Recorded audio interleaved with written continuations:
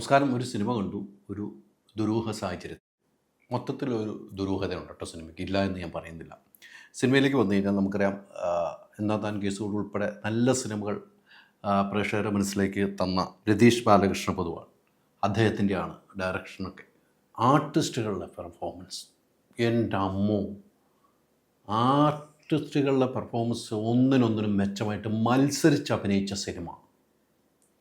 അത് പറയാതിരിക്കാൻ പറ്റില്ല. ചാക്കോച്ചനാണെങ്കിലും, ജാഫർ ഇടുക്കിയാണെങ്കിലും, ചിദംബരം ആണെങ്കിലും, സജിൻ അമ്പാനാണെങ്കിലും, പോത്തൻ, ദിലീഷ് പോത്തൻ, ഒന്നും പറയാനില്ല കേട്ടോ. ഇവരുടെ അഭിനയ മികവ് നമ്മൾ പ്രതീക്ഷിക്കുന്നതിനപ്പുറത്തേക്ക്. ഇവരൊക്കെ നല്ല കലാകാരന്മാരാണ്, ഗംഭീര കലാകാരന്മാരാണ്. ചാക്കോച്ചനെ കുറിച്ച് നമ്മൾ പറയാനില്ല. കുഞ്ചാക്കോ ബോബൻ ചെയ്തു വെച്ച കഥാപാത്രങ്ങൾ നമ്മൾ എത്രയെത്ര സിനിമകൾ കൊണ്ടു. അദ്ദേഹത്തിൻ്റെ പഴയകാല സിനിമകളും ഇപ്പോൾ ഓടിക്കൊണ്ടിരിക്കുന്ന സിനിമകളും നമ്മൾ കണ്ടിട്ട് അദ്ദേഹത്തിൻ്റെ അഭിനയമൊക്കെ നമ്മൾ കണ്ടാണ്. അതിലും ഏറെ മികവ് തെളിയിച്ചു ചാക്കോച്ചൻ. പിന്നെ എടുത്തു പറയേണ്ട ആളാണ് ദിലീഷ് പോത്തൻ.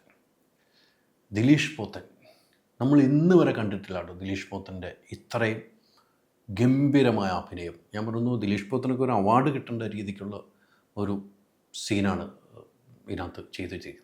ജാഫർ ഇടുക്കി നമ്മൾ എത്ര വർഷമായി കാണുന്നല്ലേ. ജാഫർ ഇടുക്കിനകത്ത് ചെയ്തിരിക്കുന്ന ആ ഒരു പൊതുപ്രവർത്തകൻ്റെ ഒരു സീനിൽ അദ്ദേഹം തിയേറ്ററിൽ കയ്യടി മേടിക്കുന്നുണ്ട്. നമ്മൾ ചിദംബരം എന്ന് കേൾക്കുമ്പോൾ ഡയറക്ടർ അല്ലേ, പക്ഷെ ചിദംബരത്തിൻ്റെ ഉള്ളിലെ ആ നടൻ എത്രമാത്രം ഭംഗിയായിട്ട് ചെയ്തൊന്ന് സിനിമ ആണെന്നൊക്കെ പറയാം. ചിദംബരം ഇൻ്റർവ്യൂവിൽ തന്നെ ഉള്ളൂ, ഇതത്ര മെച്ചമുള്ള പണിയായിരുന്നില്ല. ഞാൻ ഡയറക്റ്റ് ചെയ്യുമ്പോൾ ആളുകളെ ഞാൻ എന്തുമാത്രം ബുദ്ധിമുട്ടിച്ചു, അതിനൊക്കെ ഇരട്ടിയുടെ എനിക്ക് കിട്ടും. ശരിയാ, അത്രയ്ക്കും ചിദംബരത്തെ കൊണ്ട് ചെയ്യിപ്പിച്ചാൽ ചിദംബരവും ഗംഭീരമായിട്ട് ചെയ്തിട്ടുണ്ട്. പിന്നെ അമ്പാനെക്കുറിച്ച് പറയേണ്ട, സജിൻ ഗോപിനെക്കുറിച്ച് പറയേണ്ട കാര്യമില്ലല്ലോ. ആവേശം സിനിമ നമ്മുടെ മനസ്സിൽ കിടപ്പുണ്ടല്ലേ, അതിൽ നിന്നും വ്യത്യസ്തമായ ഒരു കഥാപാത്രം. ഇങ്ങനെയാണ് സിനിമയുടെ പോക്ക്. പിന്നെ ഒരു സഹോദര സ്നേഹ ബന്ധം, അത് ഇതിനകത്ത് കൃത്യമായിട്ട് പറയുന്നുണ്ട്. ഒരു സഹോദര സ്നേഹ ബന്ധം കൃത്യമായിട്ട് പറയുന്നുണ്ട്. ആ സഹോദരനാണ് ബന്ധം ആരൊക്കെയാണെന്ന് തിയേറ്ററിൽ പോയിരുന്ന് കാണുമ്പോൾ മനസ്സിലാകും. നമുക്ക് ഉറപ്പായിട്ടും നമുക്ക് മനസ്സിലാക്കാം ദിലീഷ് പോത്തൻ്റെ സഹോദരനുമായിട്ടുള്ള ബന്ധം. ആ ഒരു ബന്ധം നമ്മളെ വല്ലാതെ ചില സമയത്ത് അവസാനമൊക്കെ എത്തുമ്പോൾ നമ്മൾ ചെറിയ കണ്ണ് നനയിക്കുന്ന ഒരു സീനിലേക്ക് എത്തുന്നുണ്ട്. പിന്നെ കോമഡികൾ എന്ന് വെച്ചാൽ എല്ലാ സ്ഥലത്തും കോമഡികൾ വർക്കായിട്ടില്ല. ചില ഇടങ്ങളിൽ കോമഡി വർക്കാവുകയും ചെയ്തിട്ടുണ്ട്, തിയേറ്ററിൽ ചിരി വരുന്നുമുണ്ട്.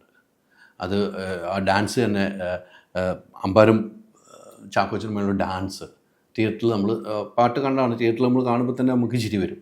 അത് നമ്മൾ അത്ഭുതപ്പെടുത്തുന്ന രീതിയിൽ ചിരിപ്പിക്കാനുള്ള വക വരുന്നുണ്ട്. ഒരു കുടുംബ പ്രേക്ഷകർ എത്രമാത്രം ഏറ്റെടുക്കുമെന്ന് ചോദിച്ചു കഴിഞ്ഞാൽ അത് സഹോദര ബന്ധം പറയുന്നുണ്ട്. ജ്യേഷ്ഠൻ്റെ ബന്ധം അതൊരു ഫീലോടുകൂടി പറയുന്നു.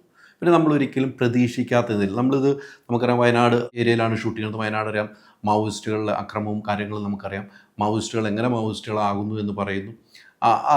അങ്ങനത്തെ കാര്യങ്ങൾ, എങ്ങനെയാണ് മാവോയിസ്റ്റുകളായത്, എന്താണ് മാവോയിസ്റ്റുകൾ എന്ന് പറയുന്ന ഒരു പശ്ചാത്തലത്തിലേക്കും കഥ പോകുന്നുണ്ട്.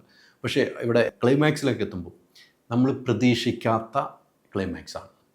നമ്മൾ ആ റൂട്ടിലേക്ക് ചിന്തിക്കുന്നില്ല.